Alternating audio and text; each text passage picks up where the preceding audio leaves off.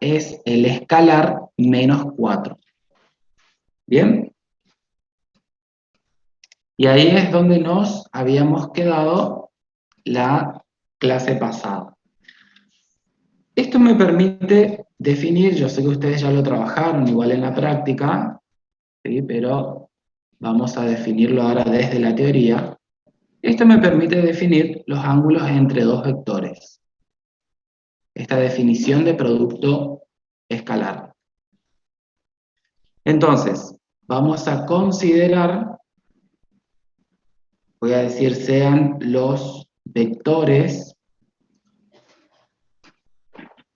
A y B, vectores del espacio vectorial R3, tal que estos vectores son distintos del vector nulo. O sea, estoy tomando vectores cuyo módulo es distinto de 0. ¿Bien? Recordarán ustedes que el producto escalar entre estos dos vectores A y B se define como el módulo de A por el módulo de B por el coseno del ángulo que forman, donde alfa es un ángulo que está comprendido entre 0 y 180 grados. Esto es definición de producto escalar. Entonces, fíjense que de acá nosotros podemos conocer el ángulo alfa, conocer la longitud de ese ángulo, para lo cual necesito despejar coseno de alfa. Entonces fíjense que coseno de alfa va a ser igual a ¿qué? Al cociente entre el producto escalar entre los vectores A y B dividido el módulo de cada uno de estos vectores. ¿Bien? Ahora, esto podemos hacer tranquilamente porque acá dijimos que los vectores A y B son distintos del vector nulo. Por lo tanto, significa que sus módulos son distintos de 0. Por eso puedo realizar esta división. ¿Bien? Ahora, como vimos anteriormente, el producto escalar A por B, en función de sus componentes, acá es I1 por I2 más Z1 por Z2, el producto escalar en función de sus componentes se define de esta manera. ¿Bien? Ahora, fíjense que acá esto me permite sustituir o reemplazar este producto escalar por esta suma de productos entre números reales. Es decir, este producto escalar A por B no es otra cosa que x1 por x2 más y1 por y2 más z1 por z2 sobre el producto de los módulos de estos vectores que también son números reales. Entonces, esta definición que dimos, si yo quiero conocer entonces acá el ángulo alfa, el ángulo entre los vectores, va a ser el arco coseno de este cociente que tenemos acá. Sí, que ya no lo escribo, bueno, por cuestiones de tiempo. De esa manera entonces puedo conocer la longitud del ángulo comprendido entre dos vectores no nulos del espacio. Esta definición es análoga para dos vectores del plano, es decir, vectores de R2.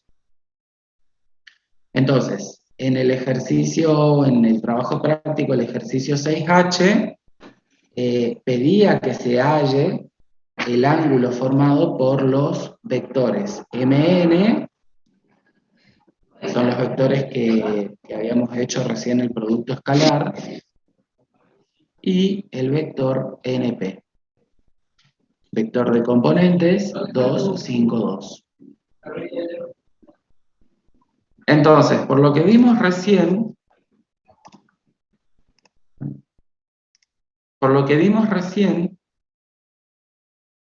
si yo quiero encontrar el ángulo, esto será coseno de alfa, que ya sabemos de dónde sale ese coseno de alfa,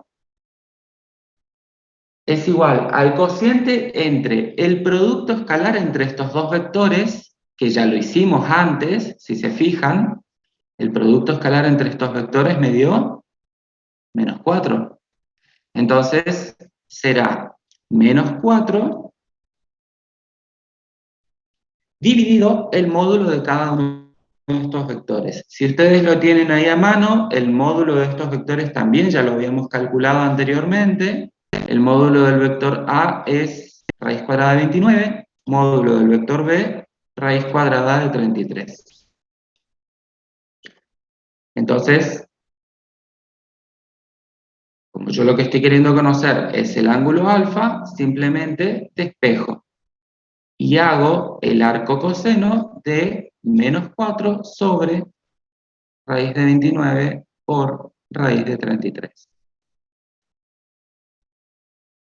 Y si expreso entonces al ángulo alfa en el sistema sexagesimal, esto les da 97 grados, 25 minutos, 45 segundos. Y ahí entonces encuentro cuál es el ángulo que forman estos dos vectores en R3.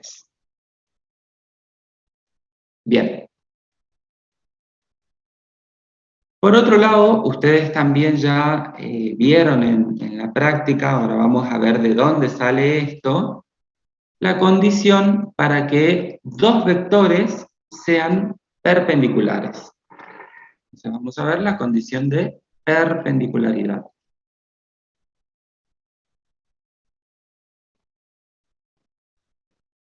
Para lo cual vamos a considerar dos vectores no nulos, sean los vectores no nulos A y B de mi espacio vectorial. Voy a tomar en general acá, mi espacio vectorial B. Puede ser R2, puede ser R3. Entonces, el producto vectorial, el producto escalar A por B, como ya hemos visto, se define como el módulo del vector A por el módulo del vector B por el coseno del ángulo que forman. Esto es definición de producto escalar entre vectores. Y entonces acá vamos a decir que si el vector A es perpendicular al vector B, si ocurre esto, entonces el producto escalar A por B quedará definido como módulo de A por el módulo de B por el coseno de, si estoy diciendo que los vectores son perpendiculares, ¿qué ángulo forman? A ver. ¿Qué ángulos forman estos vectores si son perpendiculares? ¿Un ángulo recto? Ángulo recto, exactamente, 90 grados. Y ahora nosotros sabemos por trigonometría que coseno de 90 grados es 0, por lo tanto, todo este producto termina siendo 0. Ahora, por otro lado, si el producto escalar, perdón, no sé si está bien, si el producto escalar que se define como el módulo de A por el módulo de B por el coseno de alfa es igual a 0, o sea, acá estoy diciendo, si este producto escalar entre vectores es igual a 0, entonces, ¿qué significa esto? Que el coseno de alfa es igual a 0. ¿Por qué? Porque yo acá dije que los vectores A y B son vectores no nulos. Por lo tanto, si A y B son no nulos, sus módulos van a ser distintos de 0.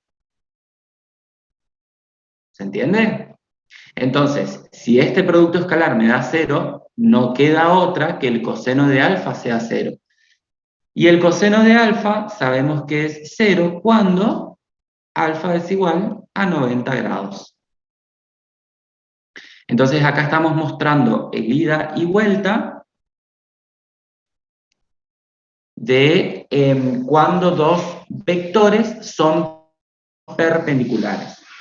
Podemos concluir entonces que dos vectores, ya sea en el plano o en el espacio, dos vectores no nulos, van a ser perpendiculares entre sí, si y solo si su producto escalar es cero.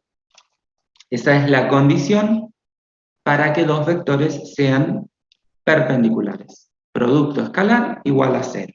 ¿Bien? Bueno, y con esto terminamos entonces lo que es producto escalar entre vectores. Vamos a definir ahora el último producto que les había dicho que estudiamos en este curso, que es el producto vectorial, o también denominado producto cruz.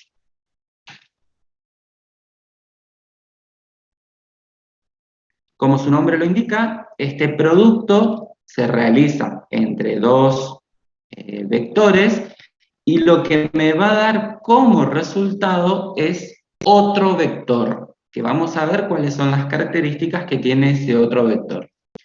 Entonces, principal diferencia entre producto escalar y producto vectorial es que el producto escalar entre vectores me da un escalar, me da un número real. El producto vectorial entre vectores me da un vector. Claramente no son el mismo objeto. Entonces, decimos, sean A y B vectores de R3, el producto vectorial entre estos vectores que definí, A y B, es otro vector, podemos denominarlo C, y al producto vectorial la vamos a denotar de esta manera, como con este sombrerito. O también, como su nombre lo indica acá, puedo decir que el vector C es igual a A cruz B. ¿Sí? Esta cruz me está indicando el producto vectorial. ¿Y cuáles son las características de este vector C?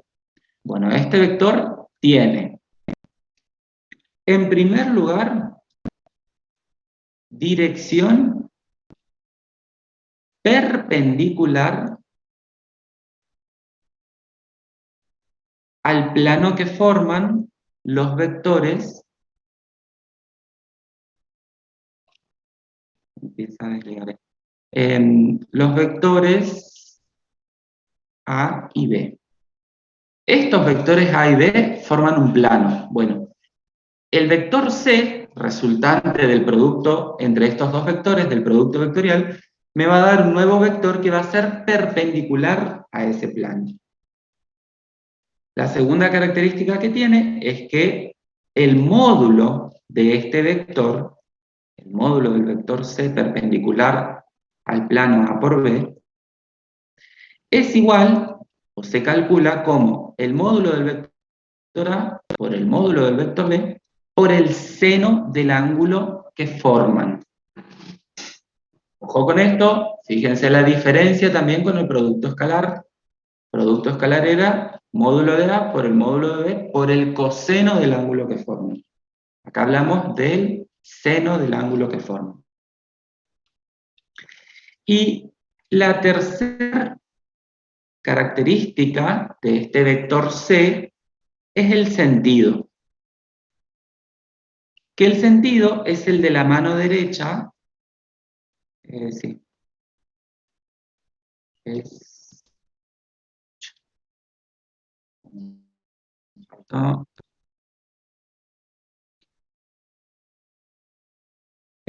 el de la mano derecha.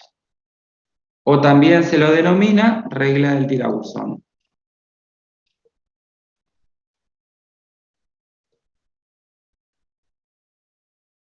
Ya les voy a mostrar qué significa esto. ¿Qué quiere decir esto? Fíjense, yo tengo los vectores, vamos a suponer, el vector A y el vector B. Cuando yo me muevo en este sentido,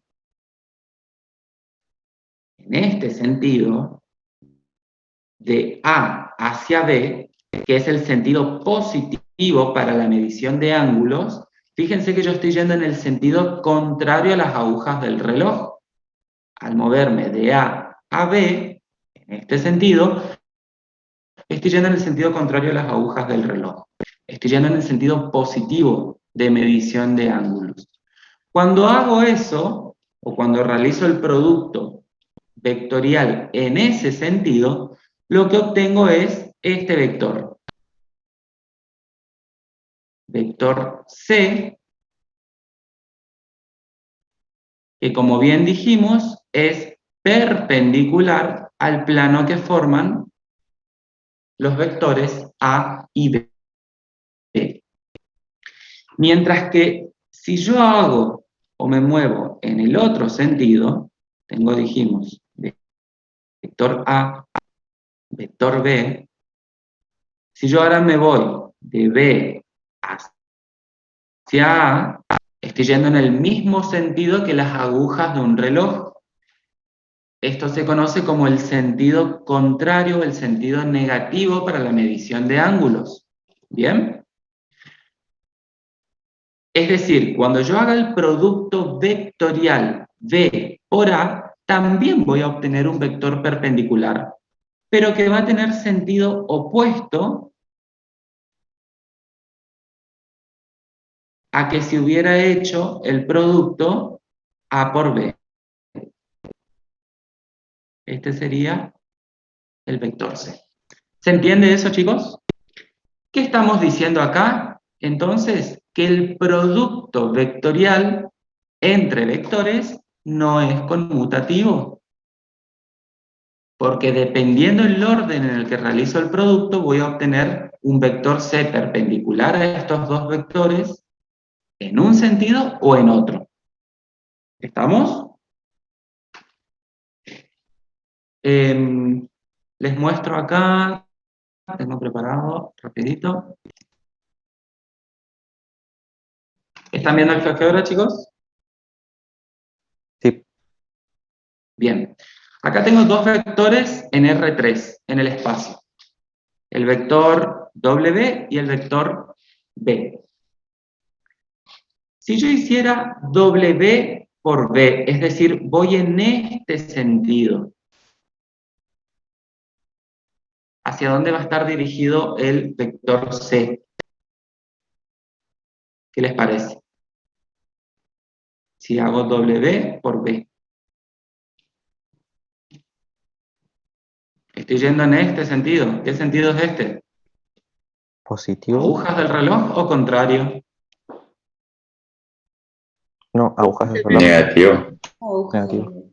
Estoy yendo en el sentido de las agujas del reloj, por lo tanto es el sentido negativo para la medición de ángulos. Entonces, ¿hacia dónde va a estar dirigido el vector? ¿Hacia abajo o hacia arriba? Hacia abajo. Hacia abajo, es decir, lo que estoy planteando acá es, ¿qué pasa si hago W por B? Obtengo un vector perpendicular, si se fijan. Acá este vector naranja es un vector perpendicular al plano que forman estos dos vectores. Y tal como dijeron, es un vector que va hacia abajo. ¿Por qué? Porque estoy realizando el producto W por B. Estaría yendo en el sentido de las agujas del reloj, sentido negativo para la medición de ángulos. ¿Sí? ¿Lo llegan a ver ahí, chicos? Ahora, fíjense la diferencia si hago B por W. O sea, si vengo en este sentido ahora. Obtengo también un vector perpendicular al plano que están formando estos dos vectores, pero el sentido es contrario, sentido opuesto. ¿Lo ven?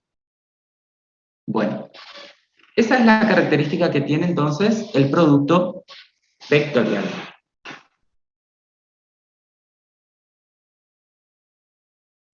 Ahora, pasemos a la interpretación geométrica, que esto es lo que ustedes van a utilizar ahora en la práctica, es donde es el ejercicio que había quedado pendiente, y tiene que ver entonces con la interpretación geométrica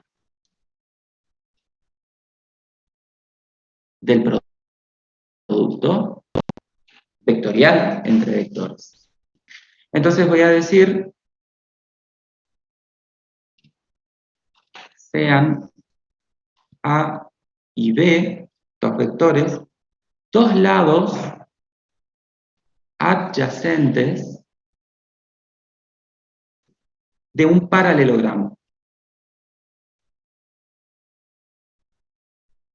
O sea, ¿qué estamos diciendo acá? Que estos dos vectores A y B tienen un vértice en común y no son los, y son los lados adyacentes de un paralelogramo. Y vamos a tomar como alfa el ángulo determinado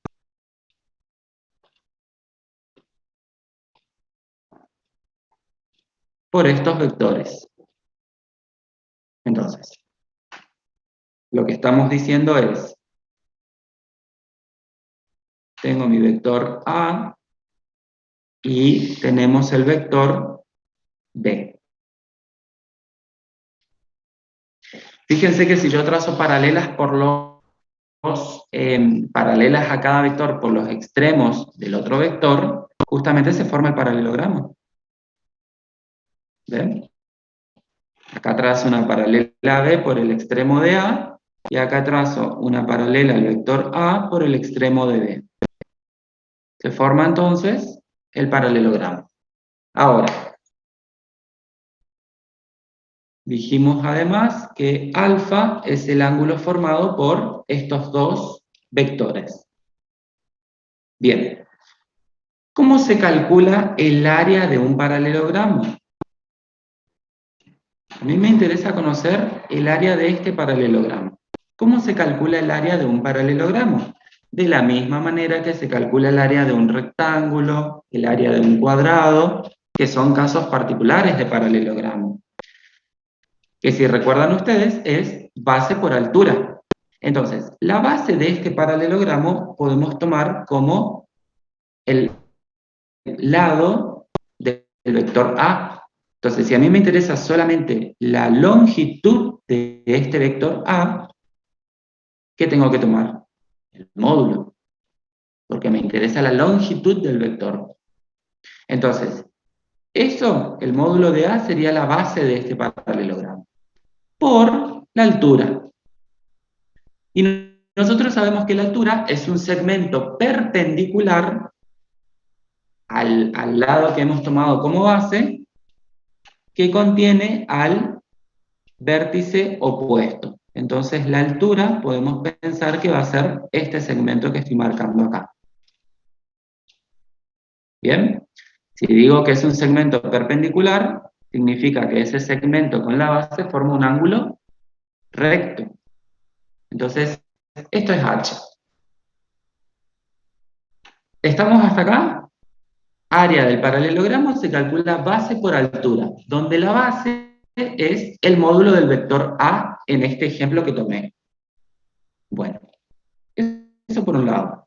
Por otro lado, nosotros sabemos por trigonometría, que el seno de un ángulo en un triángulo rectángulo, el seno de un ángulo agudo, se define como el cateto opuesto sobre la hipotenusa. Entonces, fíjense en este triángulo rectángulo que tengo acá, el seno de alfa, ¿quién sería? Cateto opuesto es la altura, o H, el segmento H, sobre la hipotenusa. La hipotenusa en este caso es el vector D, pero a mí lo que me interesa es la longitud de ese vector. Entonces tomo el módulo de B. Fíjense entonces que como B es un vector no nulo, por supuesto, entonces si despejamos H, tendremos que el módulo de B por el seno del ángulo alfa es H. Esto sale de hacer un simple despeje nada más. Y entonces, fíjense que si yo ahora reemplazo esta expresión que encontré para la altura en la expresión anterior, ¿qué me va a quedar? A ver. Reemplazando la expresión 2 en 1, me va a quedar que el área del paralelogramo es igual al módulo de A, del vector A, por H. Pero H, ¿quién dijimos que es? El módulo de B por el seno de alfa. Bueno, eso es lo que estoy reemplazando.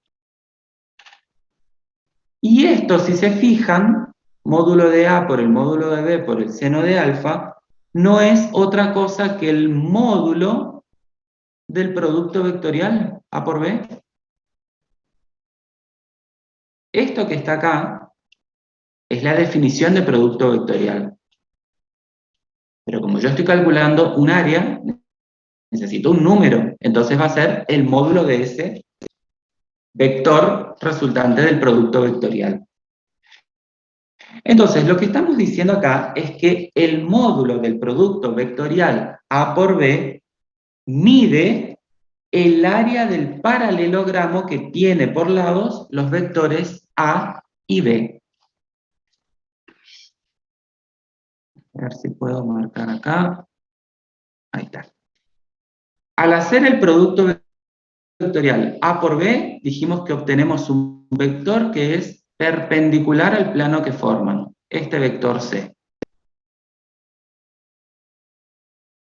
Ahora, el módulo de este vector C, el módulo, lo que va a estar midiendo es el área del paralelogramo, o sea, está midiendo esto. Tiene sentido porque el módulo es un número real, el área de una figura plana es un número real. ¿Está? Esa es entonces la interpretación que hacemos de la interpretación geométrica que tiene el producto vectorial. Bueno, pero ahora necesitamos saber, necesitamos conocer cómo se calcula o cómo se obtiene el producto vectorial cuando yo tengo vectores de, por ejemplo, R3, o cuando conozco los componentes del vector.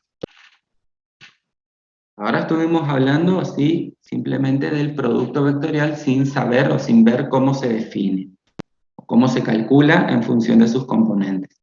Entonces, producto vectorial, vamos a ver en primer lugar, de los vectores de la base en R3. Por supuesto que esto también funciona para R2. ¿Cuáles son los vectores de la base en R3? Esto ya lo venimos trabajando bastante, los versores I, J y K. Entonces, ¿qué pasa cuando yo quiero realizar el producto vectorial I por I? Por definición de producto vectorial, esto es el módulo de I por el módulo de I por el seno del ángulo que forman. ¿Qué ángulo me va a formar I, el versor I, consigo mismo? Y me forma un ángulo cero, si es el vector consigo mismo. Entonces, sabemos que I es un versor, es un vector distinto del vector nulo. Es un versor, su módulo es 1 por 1 por el seno de alfa, o el seno de 0 en este caso. ¿Cuánto vale? Por la trigonometría sabemos que es 0. Seno de 0, no coseno, cuidado. Seno de 0, 0. Por lo tanto, este producto me termina quedando 0. Análogamente, fíjense que digo 0 porque estoy hablando del módulo de este producto vectorial. ¿Bien? Con el mismo análisis, ¿qué pasaría si ahora hacemos el producto vectorial J por J? El módulo de este producto vectorial, ¿cuánto va a dar? Si sigo 0. la misma lógica anterior. Lo mismo. 0. Lo mismo, dan 0. Y lo mismo pasará cuando haga el módulo del producto vectorial K por K. O sea que esto es 0 y esto es 0. ¿Por qué? Porque acá será el módulo de J por el módulo de J por el seno del ángulo que forman. El versor J consigo mismo forma un ángulo de 0 grados. ¿Bien? Bueno. Por otro lado, vamos a indicar que cuando nosotros hagamos el producto vectorial, acá no estoy hablando del módulo, estoy hablando del producto vectorial, I por J. Eso me va a dar un vector, porque no estoy hablando del módulo, estoy hablando del producto vectorial, I por J. ¿Qué vector me va a dar? A ver si se ubican, más o menos. Acá está I, acá está J. Estoy haciendo I por J, estoy yendo en este sentido. ¿Qué versor me da?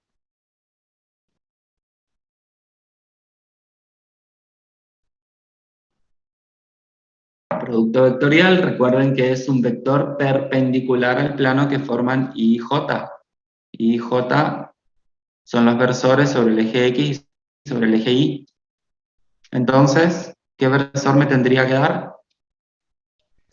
¿Ah? El K. versor K, exactamente. Me va a dar este versor. Estoy yendo justamente en el sentido contrario a las agujas del reloj. Bueno, ¿qué versor me va a dar cuando haga J por K? Vectorialmente, ¿no? Ahora estoy diciendo en este sentido, J por K. ¿Qué vector me da? Y Me da el versor I, exactamente. Y cuando hagamos K vectorialmente con I, J. o sea, en este sentido, me da el versor J. Perfecto. Bien. Ahora díganme ustedes qué pasa si invierto acá. ¿Qué pasa si hago ahora J por I? Y eso ya lo vimos con la animación en GeoGebra. Me va a dar también un vector perpendicular, pero ¿con qué sentido? Inverso. Con el Menos. sentido opuesto, no inverso, Opuesto. opuesto. Entonces esto va a ser menos K. Análogamente, si hago K vectorialmente con J, esto me va a dar menos I. ¿Sí? El versor opuesto. Y si hacemos I vectorialmente con K, esto me da menos J. ¿Está? Queda entonces evidente, chicos, que el producto vectorial no es conmutativo, no me da el mismo vector. Fíjense que entonces al realizar todos los posibles productos resulta lo siguiente, o sea, podemos armar esta tabla, al igual que habíamos hecho con el producto escalar.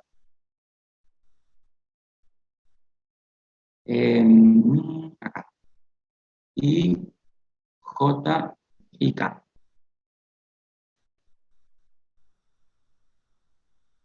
Vamos a acomodar los vectores que me da como resultado al hacer el producto.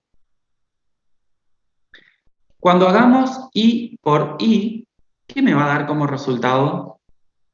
Producto vectorial. I Cero. por I. 0. Producto vectorial, ¿qué me da como resultado? ¿Un número? ¿Un escalar? No, otro vector. Me da otro vector, pero no es K, Pablo. Si estoy multiplicando un vector consigo mismo. Y Fíjense, acá dijimos, el módulo del vector i por i me da 0. Entonces, si el módulo de este vector me está dando 0, ¿qué vector es el resultante del producto de estos dos? 1. No, chicos, el vector nulo. El módulo ahí. ¿Ya se olvidaron del vector nulo? Producto vectorial me da como resultado un vector. Si el módulo de i por i me está dando 0, significa que el vector resultante es el vector nulo. No puede ser otro vector, sino si fuera otro vector distinto del nulo, va a tener un módulo distinto de 0. ¿Está? Entonces, cuidado con esta tabla en poner ceros acá porque no es 0. 0 es un número real, no es un vector. Bueno, y por lo que vimos anteriormente, cuando hagamos i por j, ¿qué me da? I por j. K. Menos J. No, menos K. Acá me da el vector k positivo. ¿Sí? Y cuando hagamos i por k, menos j. Menos J. Bien. Cuando hagamos j por i, ahora sí, menos k. Cuando hagamos j por j, Vector nulo. vector nulo. Perfecto. Cuando hacemos j por k, nos da el vector o el versor i. Cuando hacemos k por i, J. nos da el versor j. Y cuando hacemos k por j,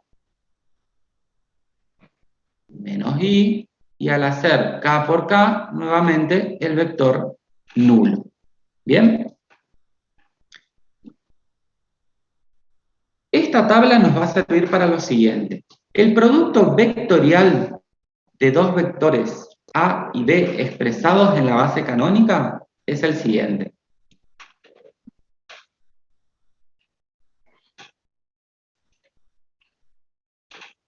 El producto vectorial de dos vectores A y B de la base canónica de R3 es el siguiente. Si estoy diciendo que son vectores de la base canónica, significa que es x1 en la dirección y más y1 en la dirección j más z1 en la dirección k.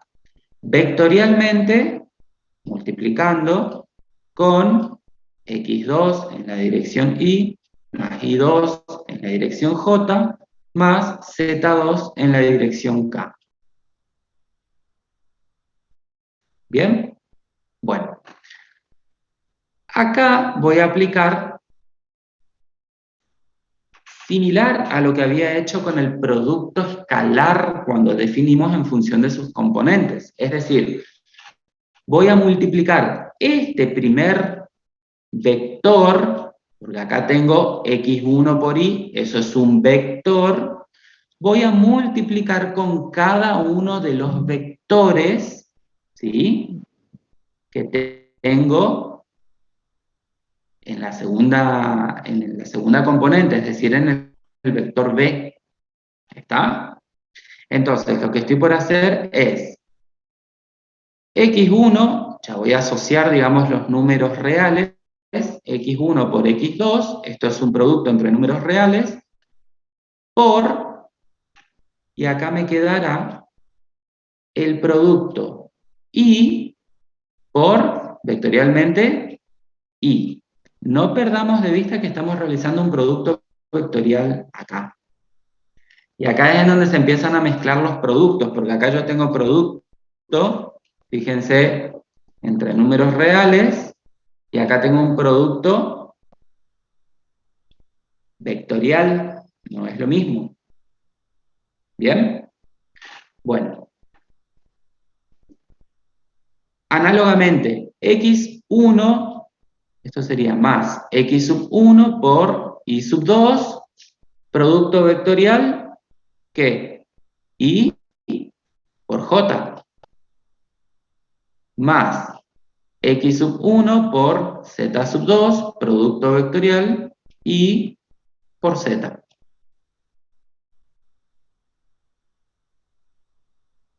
Más, ya terminé el primer vector con los 3 de B. Ahora voy con el segundo. I sub 1 por X sub 2, producto vectorial, J por I. Profe, Más. Sí, ahí cuando hizo x1 por z2, ¿no es producto vectorial y por k? I por K, perdón. Sí, tenés razón. Gracias. Bien. Acá es I por K. Perfecto. Me quedé en I sub 1 por X sub 2, J por I, muy bien, más I sub 1 por I sub 2, producto vectorial, J por J, más I sub 1 por Z2, producto vectorial, J por K. Bien, vamos con el último, más, tendré que continuar acá abajo,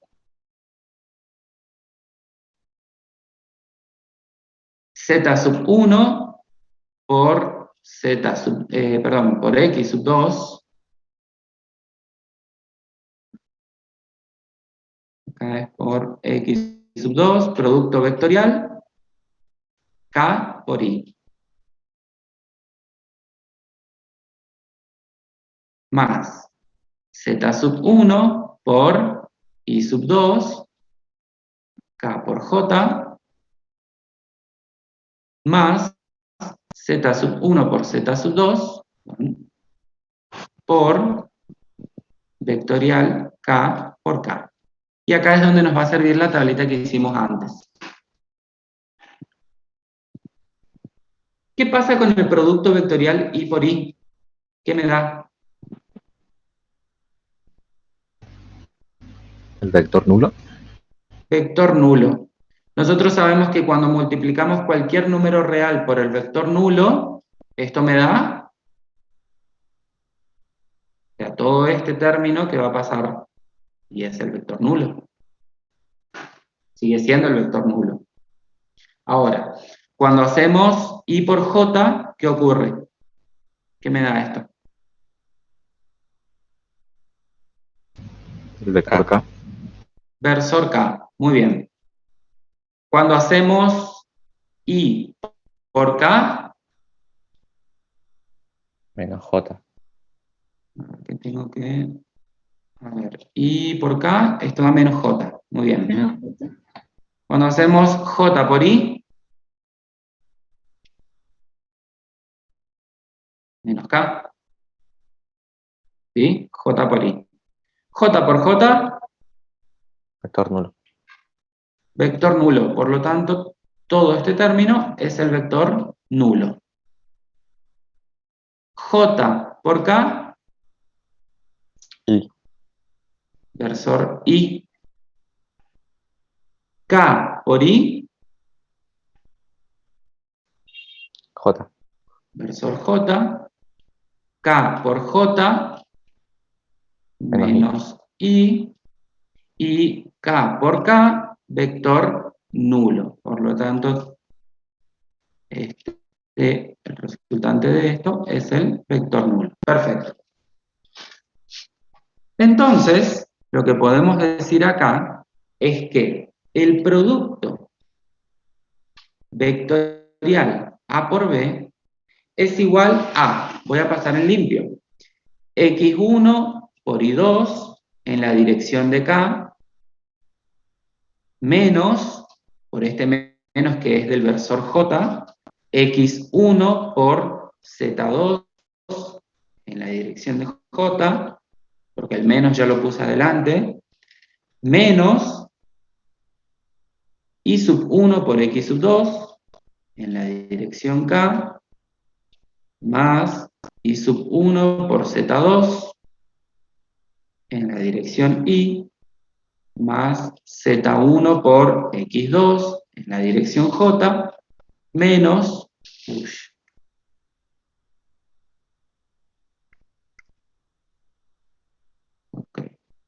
seguimos. Dijimos menos z1 por y2 en la dirección y, estoy en este término, y ahí queda, porque este ya es el vector nulo. O sea, fíjense que acá descarté directamente los vectores nulos porque no alteran en nada. ¿Bien? Ahora, si nosotros sacamos acá, aplicamos propiedad producto escalar vector, fíjense, voy a trabajar con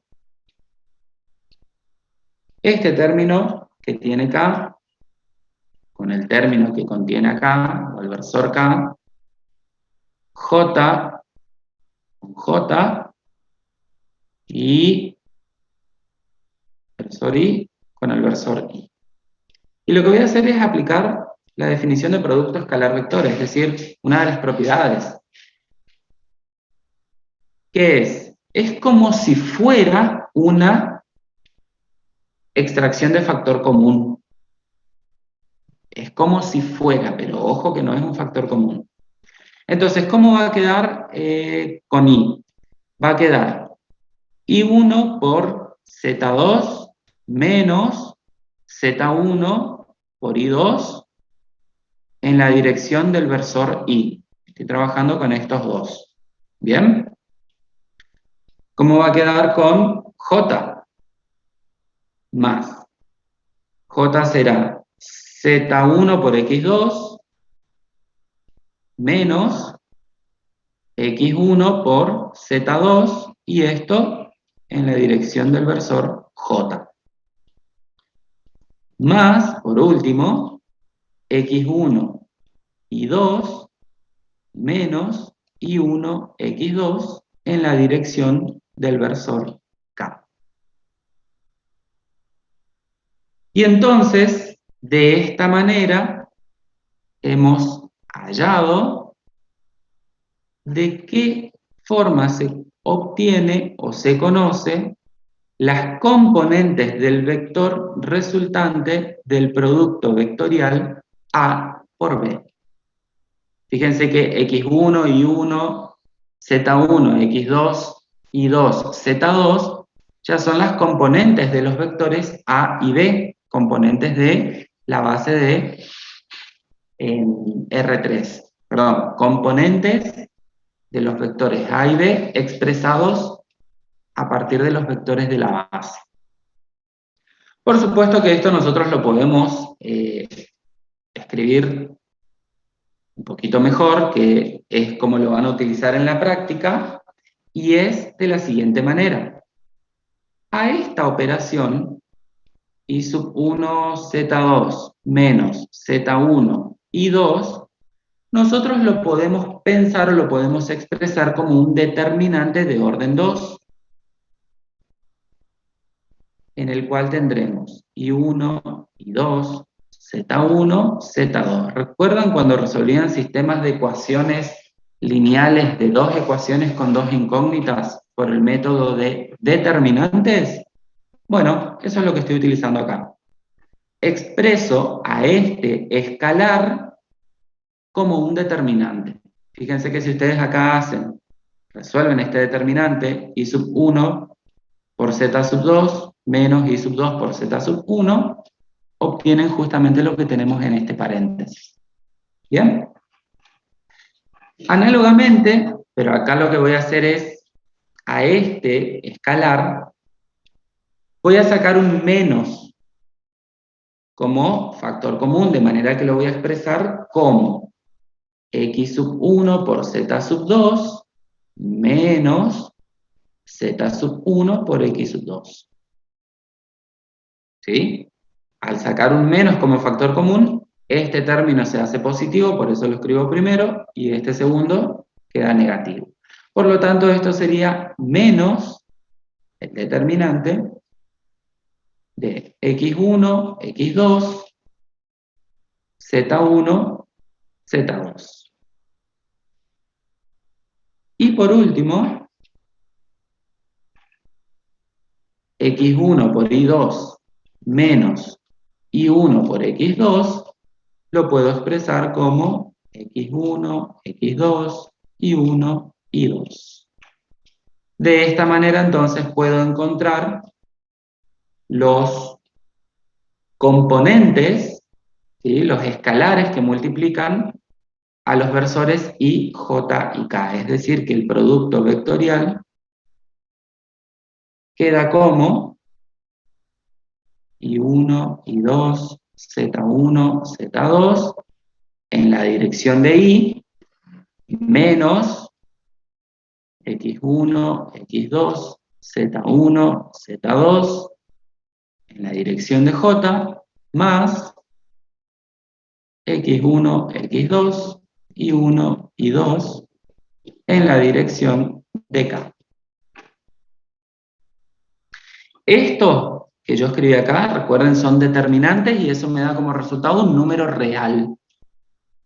Que esos números reales son los escalares que multiplican a los versores i, j y k, que son los componentes del vector c, que es el resultado del producto vectorial a por b. A este producto también lo podemos expresar como un determinante de orden 3, que esto ya nos vamos a encargar de estudiar en la próxima unidad. Y esto es lo que ustedes van a utilizar en la práctica. A esto que escribí antes, lo puedo expresar como los versores IJK, X1, I1, Z1, X2, I2, Z2.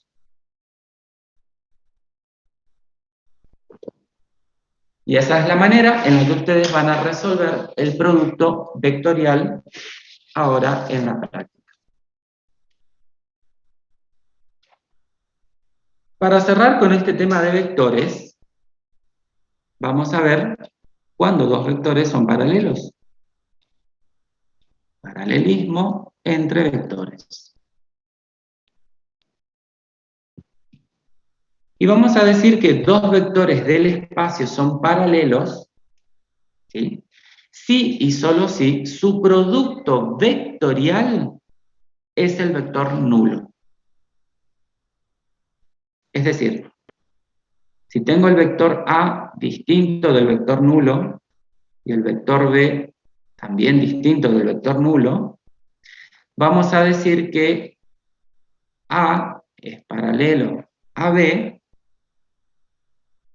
Esto implica entonces que el módulo del producto vectorial A por B será igual, por definición, al módulo de A por el módulo de B por...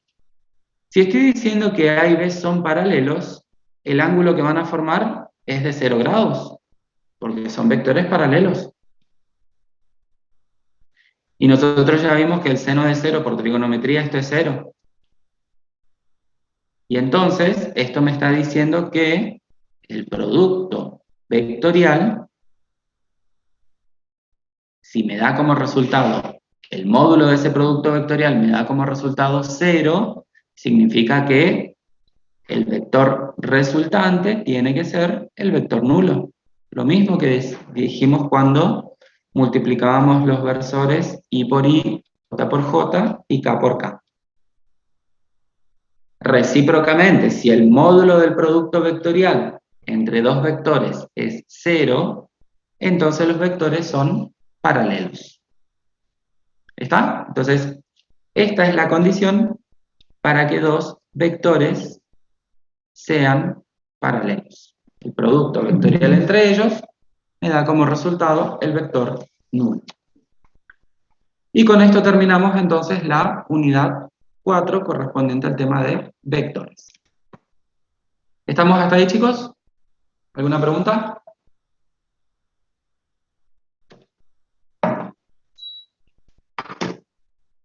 ¿Ninguna?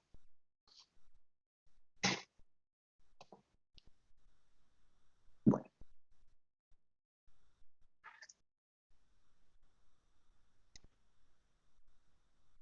Vamos a comenzar ahora entonces con la unidad 5, que vincula el tema de matrices y determinantes.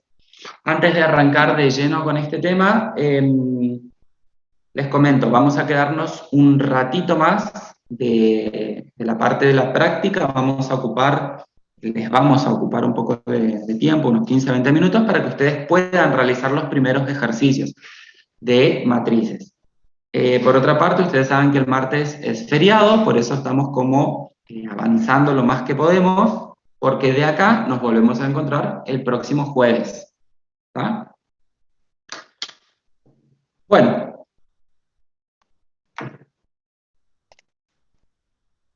¿Me podría pasar el link de la clase? Ok. Bueno, ¿qué es una matriz? Bueno, vamos a considerar entonces, acá, ahí está. Vamos a considerar M y N, dos números naturales, y vamos a considerar A sub i j, así se lee esto, A sub i j, porque son subíndices, un número real, donde i varía desde 1 hasta m y j varía desde 1 hasta n. Vamos a decir que una matriz, o vamos a llamar matriz de clase o dimensión m por n, o también m filas y n columnas, a cualquier tabla rectangular A que está formada por esta cantidad de elementos, m por n, números reales, ¿no es cierto?, que van a estar dispuestos en m filas y n columnas. Y se va a llamar elemento del lugar ij, o también se lo denota así, ij directamente, de la matriz A, al número real A sub ij, que está situado en la intersección de la iésima fila y la jésima columna. Entonces, esto que estoy diciendo acá coloquialmente, lo tenemos acá simbólicamente. Una matriz es una tabla rectangular en la que tenemos filas y columnas, I y J me están denotando la posición en la que se encuentra un elemento dentro de esa tabla, en esa matriz, digamos, y M y N son el número de filas y el número de columnas respectivamente. Entonces, fíjense, acá tenemos fila 1, fila 2, fila mésima. Por eso decimos que M es un número natural. Pueden ser 5 filas, 6, 7, etc. N es el número de columnas. Columna 1, columna 2, columna jésima, columna enésima. Repito, pueden ser 3 columnas, 4, 5, 6, 7, etcétera, columnas. Siempre hablando de números naturales. ¿Bien? Y decíamos entonces, I y J me indican la posición en la que están un elemento dentro de esa matriz. Por ejemplo, acá, A sub 2J es el número real que está ocupando la fila 2, la columna J. ¿Bien? Entonces, a ver si podemos escribir acá un ejemplo rapidito.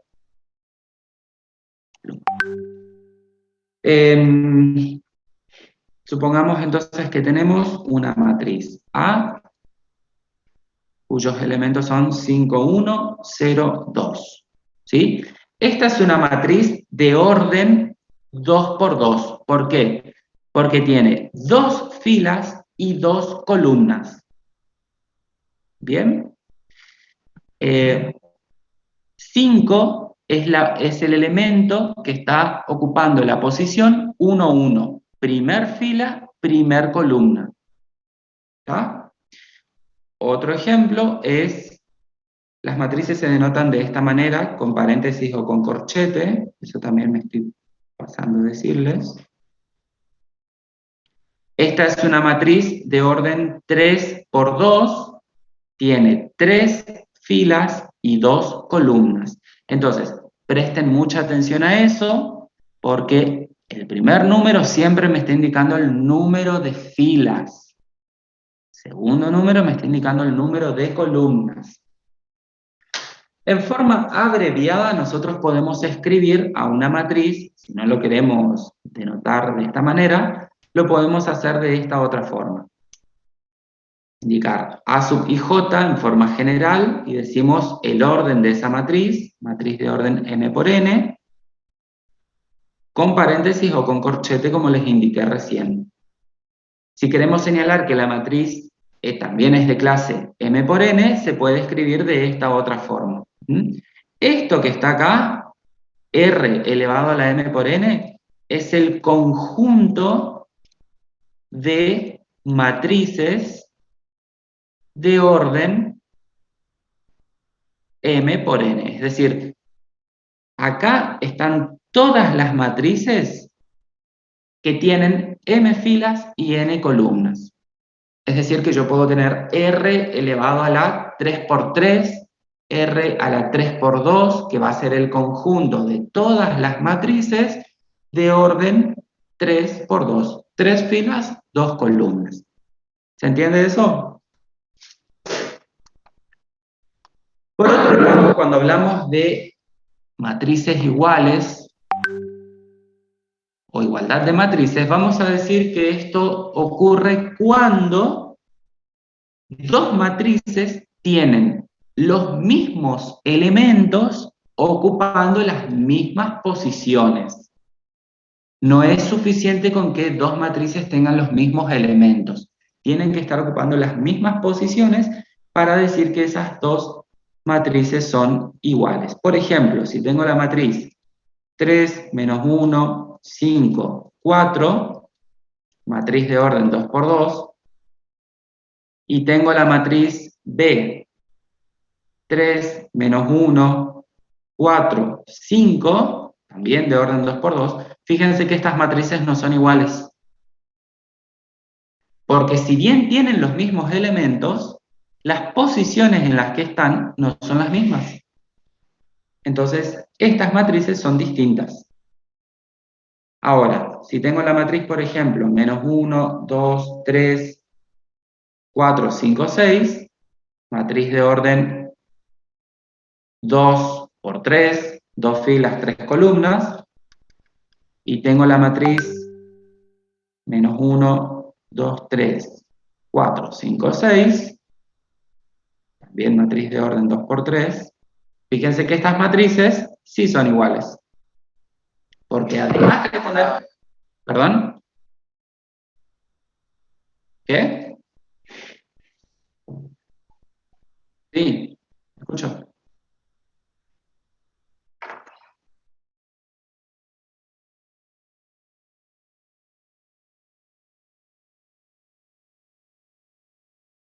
Exactamente. Así es, señor. Esto me indica número total, si se quiere, de filas y columnas. Fíjate o fíjense en el orden en que pongo filas y columnas. O sea, M es el número total de filas y N el número total de columnas. Mientras que I y J me están indicando la posición de un elemento dentro de la matriz.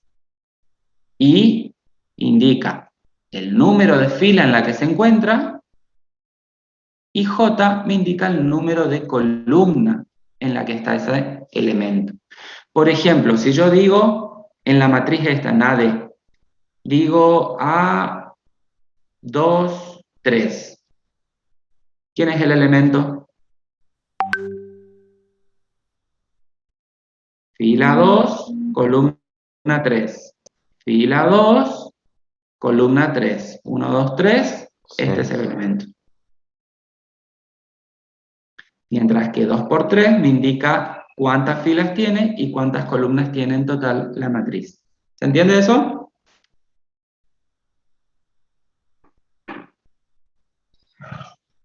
Bien, seguimos.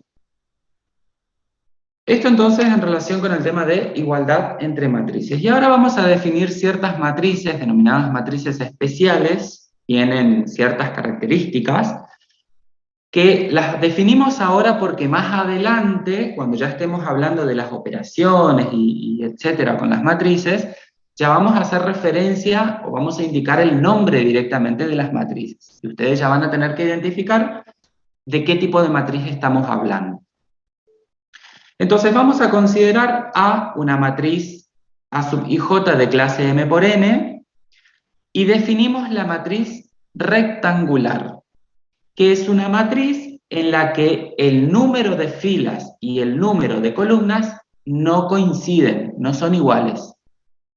Fíjense que esta matriz tiene 2 filas y 3 columnas, mientras que esta otra matriz tiene 3 filas y 2 columnas. Entonces, noten ustedes acá que el orden en el que escriben esos números es importantísimo. No es lo mismo una matriz de 2 por 3 que una matriz de 3 por 2. Justamente por lo que dijimos anteriormente. El primer número me indica la cantidad de filas que tiene esa matriz, mientras que el segundo, la cantidad de columnas. ¿Bien? Entonces, la matriz rectangular es aquella matriz que no tiene la misma cantidad de filas que de columnas. Por otro lado, la matriz cuadrada será aquella matriz que tengan mismo número de filas y de columnas. ¿Está? En este caso vamos a decir que la matriz es de orden n. Acá hay una corrección, chicos. Esto sería n1, nj, nn. ¿Bien?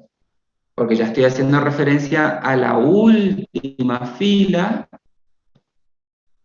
que tiene que coincidir con la última columna. Si estoy diciendo que tengo n columnas, entonces tengo que tener n filas. ¿Por qué? Porque esta es una matriz cuadrada. Número de filas y columnas coinciden. Por otra parte, definimos la matriz fila, o también denominado el vector fila, que es una matriz muy particular porque tiene una sola fila. De ahí que el nombre sea matriz fila. Tiene una sola fila, es decir, en este caso m es igual a 1, y tiene n columnas. ¿Sí? Fíjense que esta es la única fila, y acá están las columnas. Columna 1, columna 2, columna n. Entonces, un ejemplo de matriz fila sería, por ejemplo, menos 1, menos 2, menos 3. Esta es una matriz de orden 1 por 3. Una fila, 3 columnas. ¿Estamos?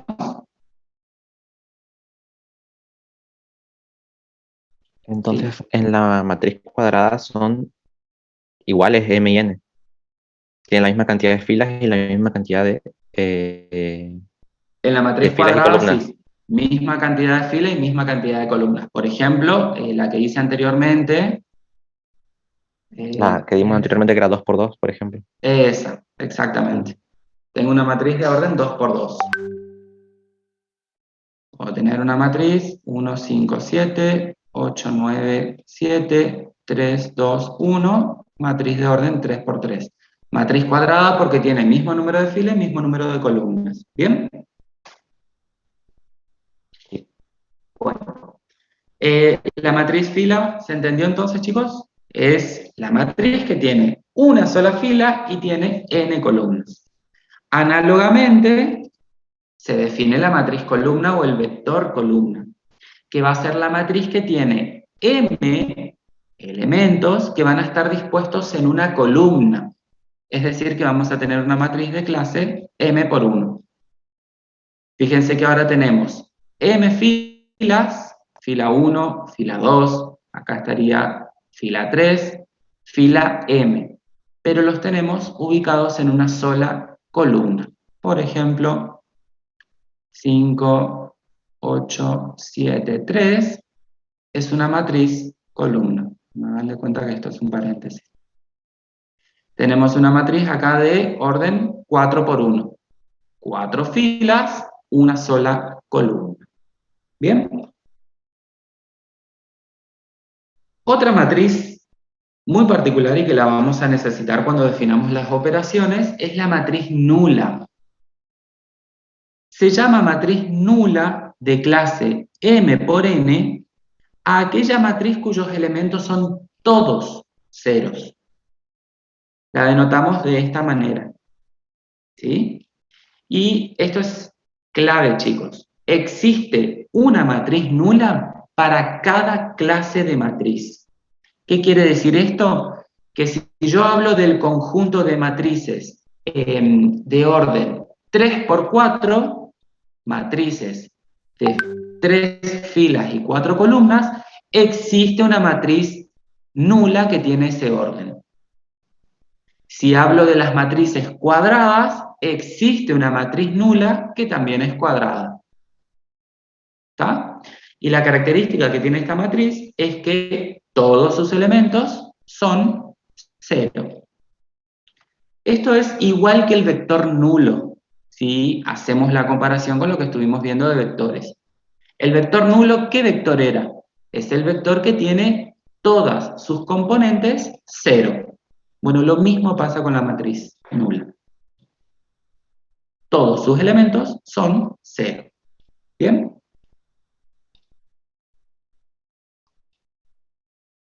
Entonces, a ver, por ejemplo, hablo de la matriz nula en R de 2 por 2, sería esta matriz cuadrada de orden 2 por 2. Pero también puedo tener una matriz 0, 0, 0, 0, 0, 0, matriz rectangular de orden 2 por 3, matriz nula. ¿Bien? Por otro lado, definimos la matriz opuesta. Para poder definir la matriz opuesta necesito definir previamente una matriz. Tengo que contar con una matriz. Entonces voy a decir que si A, cuyos elementos son A sub i j, es una matriz de orden M por N, la matriz opuesta será la matriz menos A, cuyos elementos van a ser los números reales opuestos a los elementos de A. Por ejemplo, si yo tengo la matriz A de elementos menos 1, 0, menos 1, 4, 1, tengo, fíjense acá, una matriz de orden 2 por 3. Entonces, la matriz opuesta será la matriz cuyos elementos son los números reales opuestos a los de la matriz A. Es decir, 1, menos 2, 0, 1, menos 4, menos 1. Y de esa manera obtenemos entonces la matriz opuesta, o se define la matriz opuesta.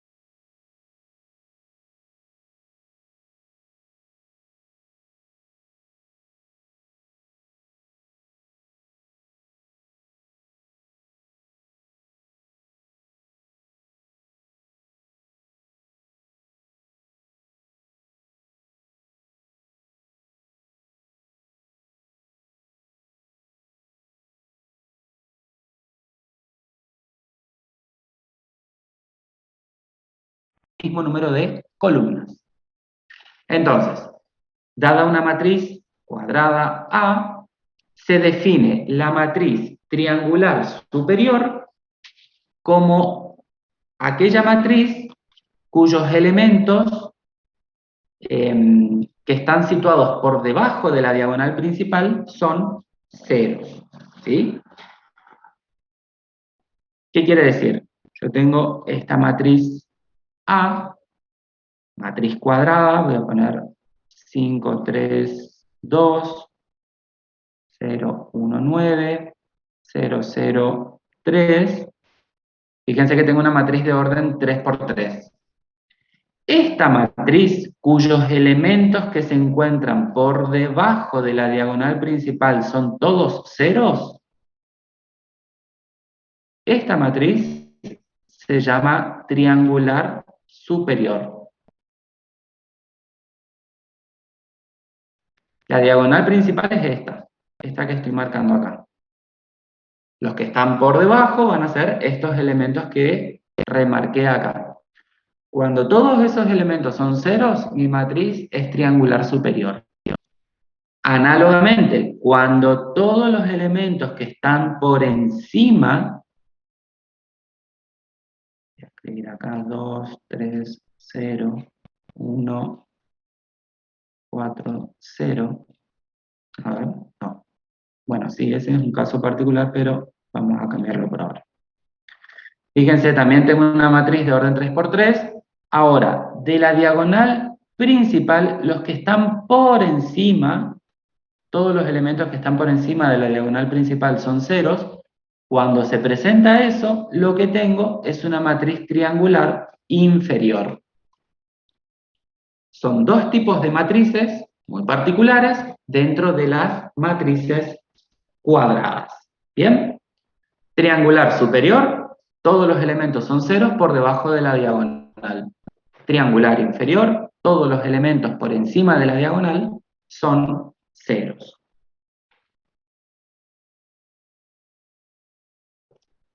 Por otro lado, podemos definir dentro de las matrices cuadradas la matriz diagonal.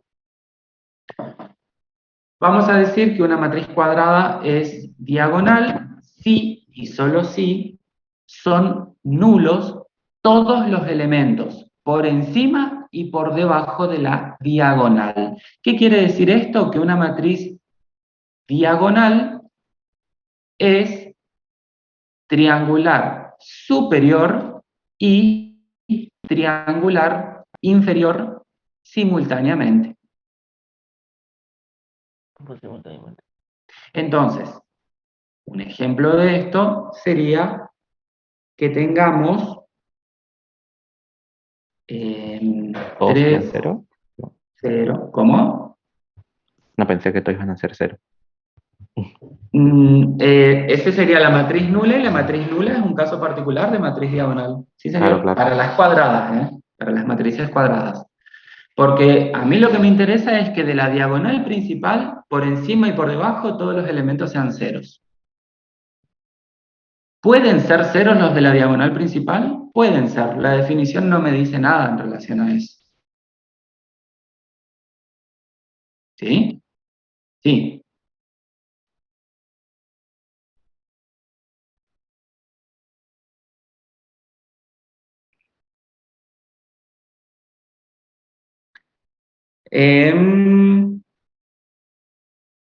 No, no necesariamente. Vos te estás confundiendo con la matriz escalar, que es la que sigue. La matriz escalar sí es la que tiene. Es una matriz diagonal y tiene todos los elementos de la diagonal iguales. Es la que sigue. Esta. La matriz diagonal, lo que me pide la definición es que los elementos que están por encima y por debajo de la diagonal sean ceros. Nada más. Si se cumple eso, tengo una matriz diagonal. Ahora, la matriz escalar, que es la que dice el compañero, es una matriz diagonal, es decir, todos los elementos que están por encima y por debajo de la diagonal principal tienen que ser ceros, pero además, los elementos de la diagonal principal tienen que ser iguales.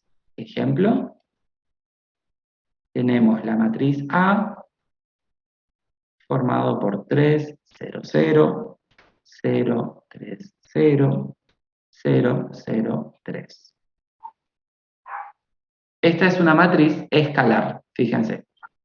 Todos los elementos que están en la diagonal principal son iguales, y los que están por encima y por debajo son todos ceros. Profe, Acá puse un escalar cualquiera, puse 3, pero puede ser cualquier número real, ¿sí? Sí, entonces, cuando es triangular inferior, tipo, tiene que formar el triangulito, valga la redundancia. Y cuando es diagonal, solamente que en ambos lados de la diagonal sean cero exacto. los Cuando coeficientes. es matriz diagonal, tanto por encima como por debajo de la diagonal principal, tienen que ser todos ceros.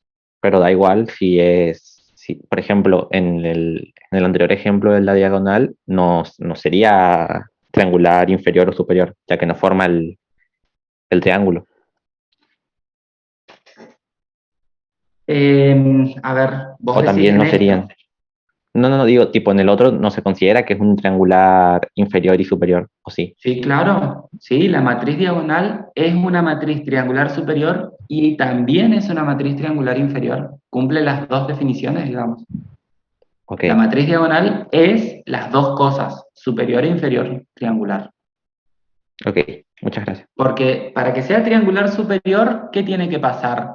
Que los elementos que están por debajo de la diagonal sean ceros.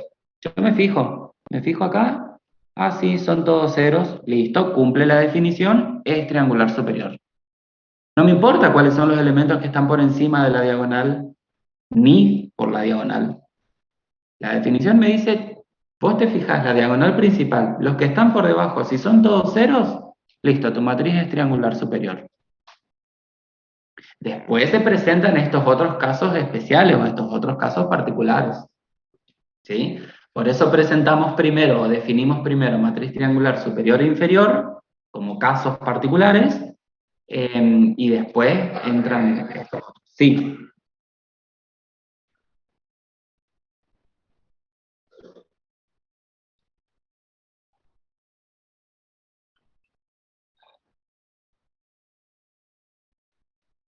Con los tres ceros, digamos, sí, a mí también. ah,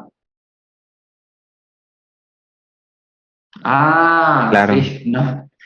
yo pensé que Eso tenía que formar un depende triángulo. justo porque acá formó una matriz de orden 3×3, chicos. No, ustedes lo que tienen que mirar es la diagonal principal y fijarse lo que está por debajo. Si esta es mi diagonal principal, por debajo tengo un único elemento en este caso. Ese único elemento es este. Acá armamos si quieren el triángulo. ¿Sí? Y lo mismo por encima. Pero, digamos, se llama triangular superior o inferior no porque se tenga que armar un triángulo, necesariamente. ¿Sí? ¿Queda claro eso? Sí, ahora sí. Bien, buenísimo.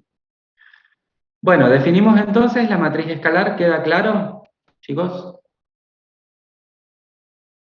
Por ejemplo, 2, 0, 0, 2 es otra matriz escalar, en este caso de orden 2×2. ¿Bien? Bueno, la matriz, esto me permite definir también la matriz identidad, que la matriz identidad es un caso particular de matriz escalar. ¿Por qué? Porque los elementos de la diagonal principal en la matriz identidad son todos 1. Entonces, por eso decimos que es un caso particular de matriz escalar, porque cumple la definición de matriz escalar, pero particularmente cuando todos los elementos de la diagonal son 1, recibe su propio nombre y es la matriz identidad. Esta matriz va a ser importantísima, van a ver, cuando estemos estudiando las operaciones entre matrices, particularmente el producto entre matrices. ¿Sí? Se define también la matriz simétrica, que es la matriz cuyos elementos, los elementos simétricos respecto de la diagonal principal son iguales. Entonces, ¿qué estamos diciendo acá? ¿Cuándo una matriz es simétrica? Veamos este ejemplo. 3, 4, 2. Fíjense que los elementos simétricos respecto a la diagonal son iguales. Es decir, yo trazo la diagonal principal, ¿y quiénes van a ser los simétricos? Por ejemplo, este con este. Es como que la diagonal principal está actuando como un espejo, acá. Este con este. Este 4 con este 4. ¿Se ve o no la simetría, chicos? Es como que ustedes, imagínense que trazan una línea acá y doblan esta parte inferior de la matriz hacia la parte superior. Y van a tener los mismos elementos. De ahí el nombre matriz simétrica. Profe, Sí. o sea que tenemos los mismos elementos de ambos lados. Respecto de la diagonal. Exactamente. Pero respecto de la diagonal. Sí, no sé quién me iba a preguntar. Escucho.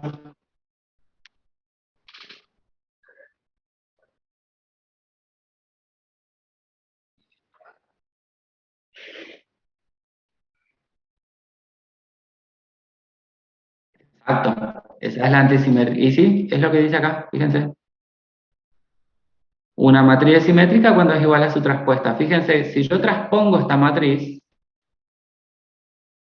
acuérdense, las columnas ahora pasan a ser filas. Entonces, la primera columna pasa a ser mi primer fila. 1, 0, 3. Segunda columna pasa a ser mi segunda fila. 0, menos 1, 4. Tercer columna, tercer fila. 3, 4, 2. ¿Acaso no son los mismos elementos en las mismas posiciones?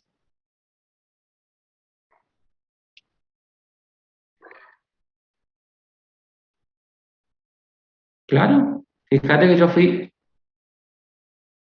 yo hice esto, tomé la primera columna y la ubiqué en la primera fila. Traspuse la matriz. 1, 0, 3, 1, 0, 3.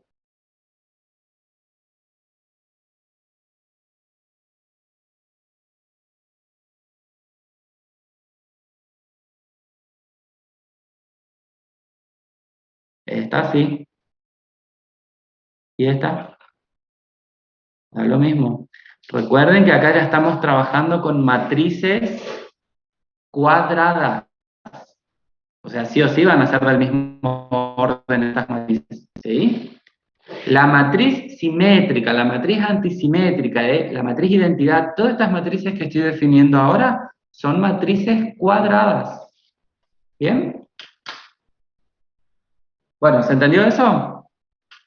Sí. Eso en relación a matriz simétrica. Por otro lado, tenemos la matriz antisimétrica, como bien dijo el compañero, que es cuando digamos, sí solo sí, es igual a la opuesta de su traspuesta. Quiere decir que los elementos simétricos con respecto a la diagonal principal son opuestos. ¿Sí? Por ejemplo, 0, menos 1, menos 3, 1, 0, 2, 3, menos 2, 0. Este es un ejemplo de matriz antisimétrica. ¿Por qué? Porque los elementos que están simétricos a la diagonal principal son simétricos, pero son opuestos. Fíjense, acá tengo 1, menos 1, 3, menos 3, 2, menos 2, 2. Por eso decimos, fíjense, si nosotros transponemos esta matriz, ¿qué obtenemos? Primer columna pasa a ser primer fila. Voy a tener 0, 1, 3, menos 1, 0, menos 2, menos 3, 2, 0. Esta es la traspuesta. Si ahora hago la opuesta, ¿qué va a pasar? Tengo que cambiar de signo a todos los elementos. Entonces, este es positivo, pasa a ser negativo, negativo, positivo, positivo, positivo, negativo.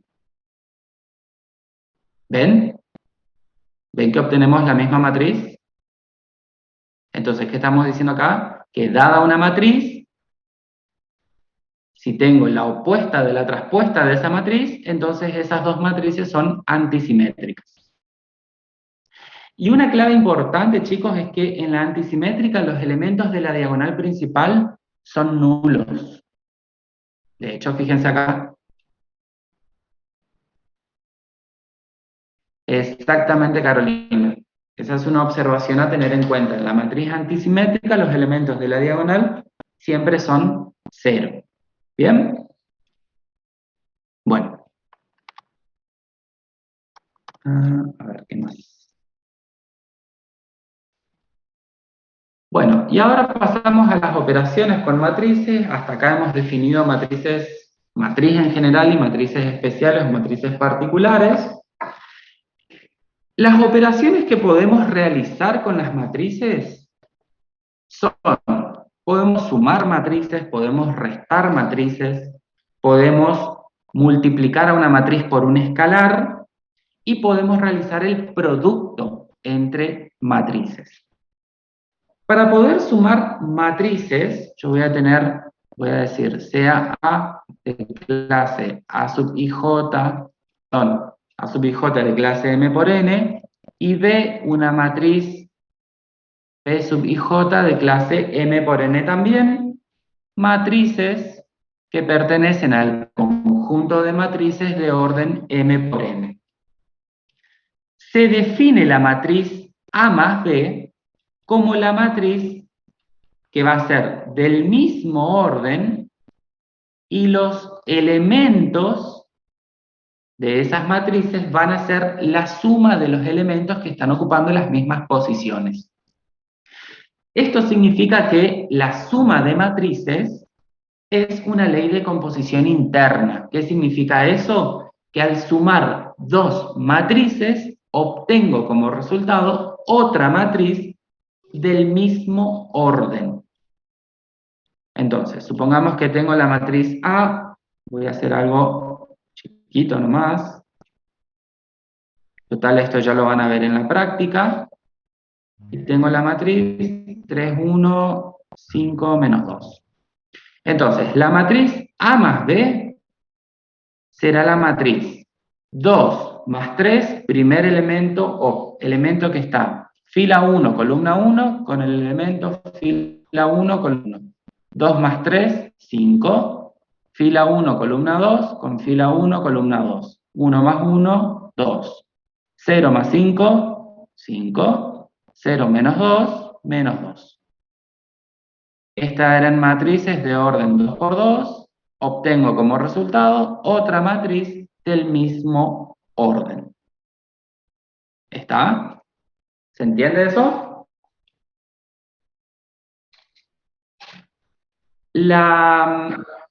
Sí.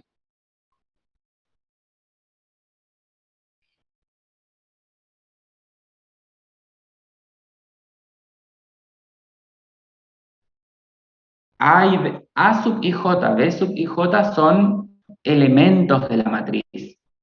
I y J son las posiciones, estos son los subíndices. Esto es lo que me indica es la posición en la que estoy tomando este elemento. ¿Sí? ¿Era eso?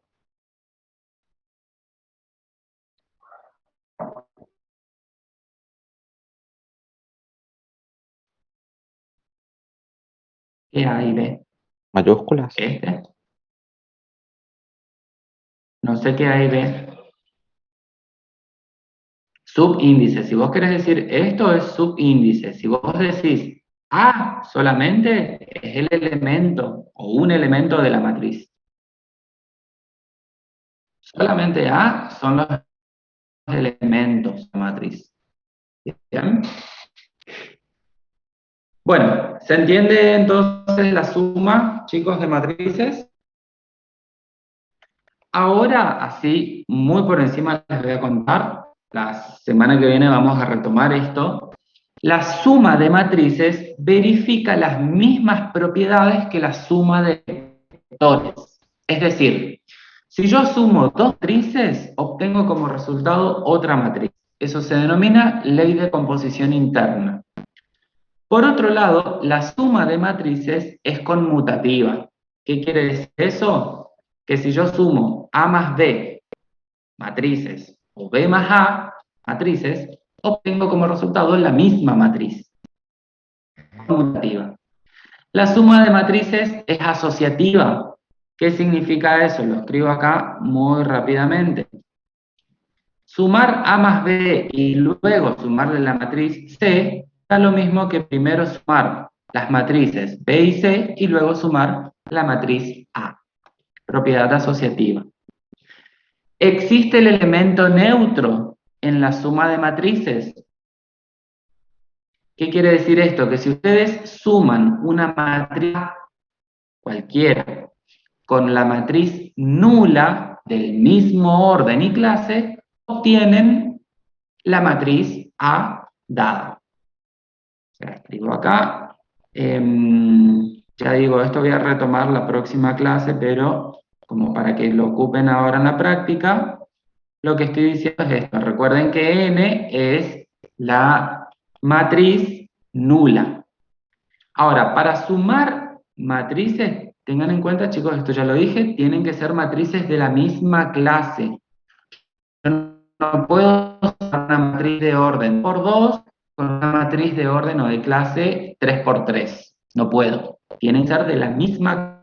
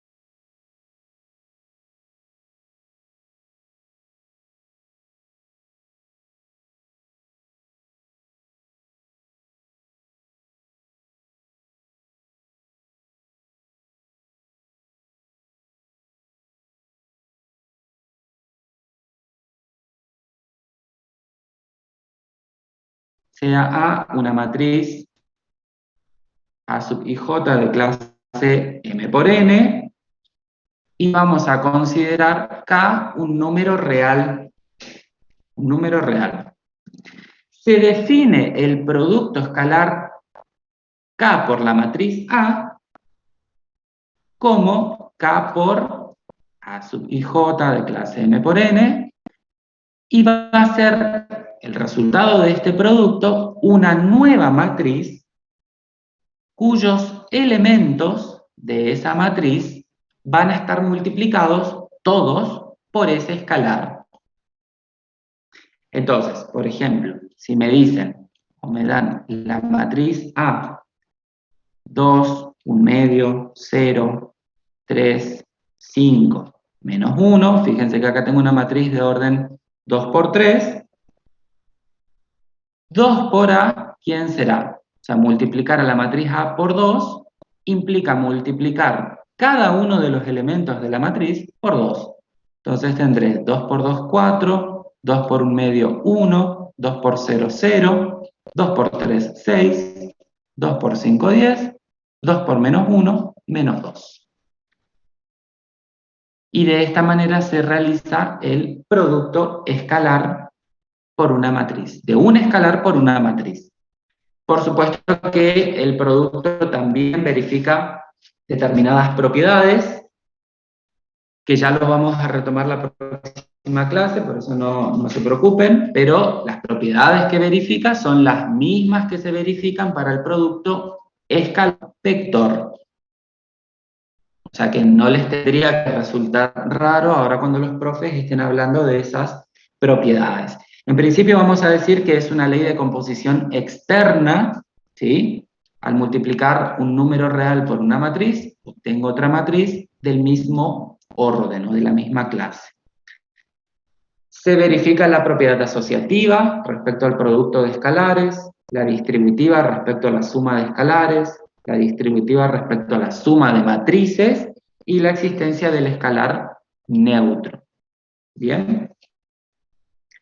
Y por último, que lo van a necesitar ahora, y con esto terminamos, es definir el producto entre matrices.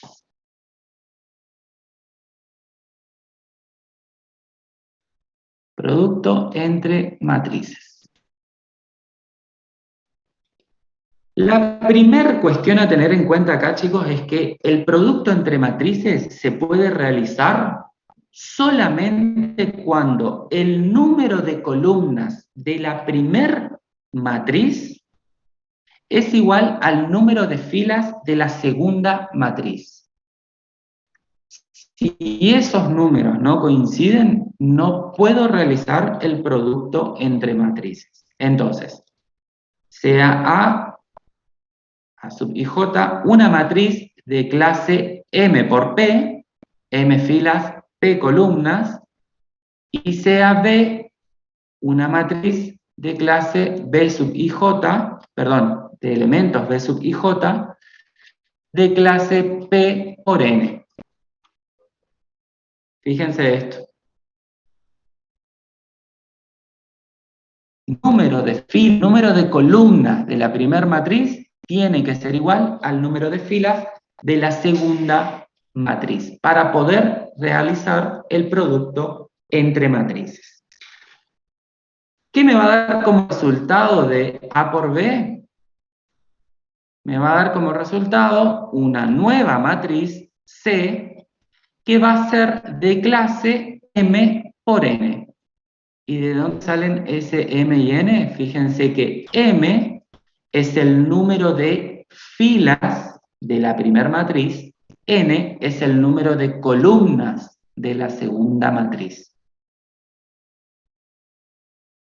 ¿Estamos? Y ya les anticipo que el producto entre matrices no es conmutativo. Es decir, A por B no es lo mismo que B por A. Producto entre matrices no es conmutativo. ¿Bien? Con esto termino, con este ejemplo que ya lo voy a escribir genéricamente en la próxima clase. Tengo la matriz A de orden 2 por 2 y tengo la matriz B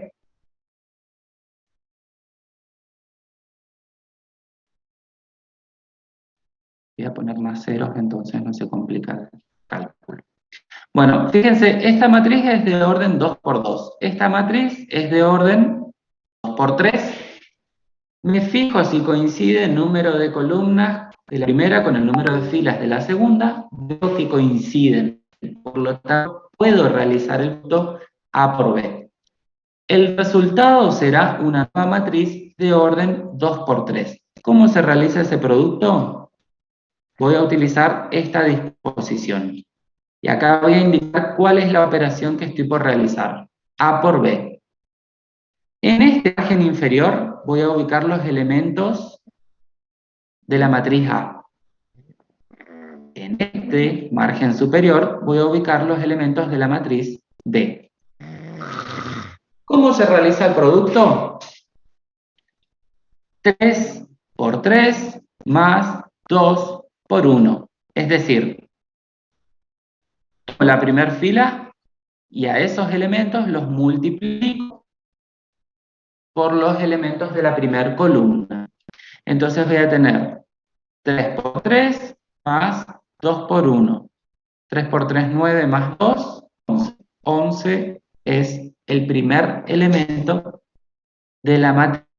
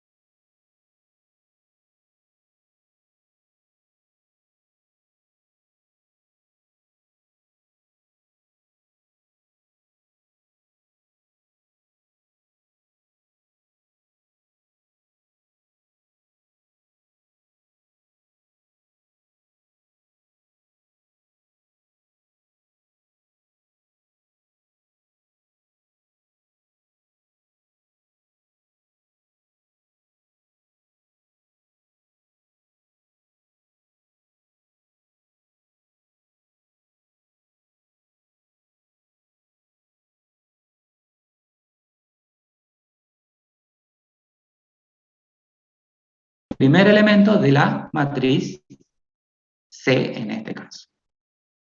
Luego hago lo mismo procedimiento con la segunda columna, o sea, 3 por 2 más 2 por 0. Toda la primera fila con toda la segunda columna. ¿Estamos? ¿Se entendió ahora? Sí, profe, gracias. Una vez que termino de hacer eso, repito el procedimiento con la segunda fila. ¿Cómo? Sí, voy a explicar acá con la segunda fila. Segunda fila, primer columna. Entonces tengo 1 por 3 más 0 por 1. 1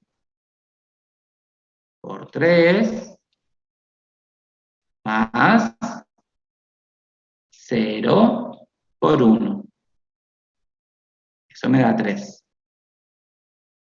Repito el procedimiento con la segunda columna. 1 por 2 más 0 por 0.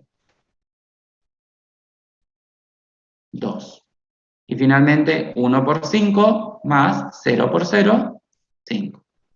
Esto que obtuve acá, chicos, es la matriz C, 11, 6, 15, 3, 2, 5, matriz de orden, 2 por 3.